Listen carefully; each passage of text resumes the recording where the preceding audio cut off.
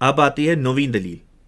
پھر اس دلیل میں جو یہ علماء کرام عوام الناس کے سامنے پیش کرتے ہیں وہ یہ ہے کہ رسول اللہ صلی اللہ علیہ وسلم نے فرمایا تھا کہ میری اور مجھ سے پہلے انبیاء کی مثال ایسی ہے جیسے کسی شخص نے ایک گھر بنایا اور اس کو بہت آراستہ پہراستہ کیا، مگر اس کے گوشوں میں سے ایک گوشے میں ایک اینٹ کی جگہ خالی چھوڑ دی. لوگ اسے دیکھنے آتے اور خوش ہوتے اور کہتے کہ یہ اینٹ بھی کیوں نہ رکھ دی گئی. پس وہ میں ہوں جس نے اس اینٹ کی جگہوں کو پر کیا. میرے ذریعے یہ عمارت تکمیل میں اعلیٰ اور حسن میں بے مثال ہو گئی، اس لیے مجھے رسولوں کا خاتم بنایا گیا ہے. ایک اور روایت میں ہے کہ حضور صلی اللہ علیہ وسلم نے فرمایا میں وہ اینٹ ہوں اور میں نبیوں کا خاتم ہوں. کہتے ہیں اب بتاؤ اس مکمل اور تفصیلی اعلان کے بعد کوئی شک باقی رہ جاتا ہے؟ کیونکہ جب آخری اینٹ رکھ دی گئی اور خلا پر ہو گیا تو پھر کسی نئے نبی یا کسی قسم کے نبی کے آنے کی کوئی گنجائش کیسے موجود ہے؟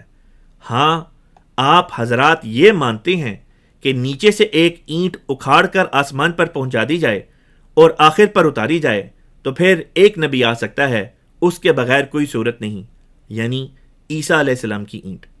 لہٰذا اب سنیے آپ کے اپنے علماء اس حدیث مبارکہ کا کیا معنی کرتے ہیں. مثلا علامہ ابن حجر العسقلانی رحمۃ اللہ علیہ فتح الباری شرح صحیح البخاری میں بیان فرماتے ہیں کہ مراد اس تکمیل عمارت سے یہ ہے کہ شریعت محمدیہ پہلے گزری ہوئی کامل شریعتوں کی نسبت ایک اکمل شریعت ہے.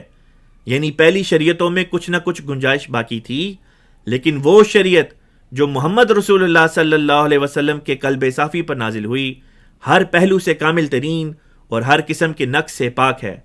بخاری کی حدیث تو بڑے فخر سے پیش کی جاتی ہے، لیکن بخاری کی شرح کی یہ عبارت علماء چھپا لیتے ہیں. وہ کیوں ساتھ نہیں پیش کرتے جہاں یہ مذکورہ عبارت لکھی ہوئی موجود ہے؟ پھر علامہ ابن خلدون ہیں جو اسلام کے چوٹی کے مورخین میں شمار ہوتے ہیں، وہ بھی اس حدیث پر تبصرہ کرتے ہوئے بیان کرتے ہیں کہ اس میں آخری اینٹ سے مراد صرف یہ ہے کہ وہ نبی جس کے لیے نبوت کاملہ حاصل کی گئی، یعنی ایسی نبوت جو ہر لحاظ سے کامل ترین ہے، زمانی لحاظ سے آخری ہونے کا اس میں دور دور تک کوئی ذکر نہیں کیا گیا.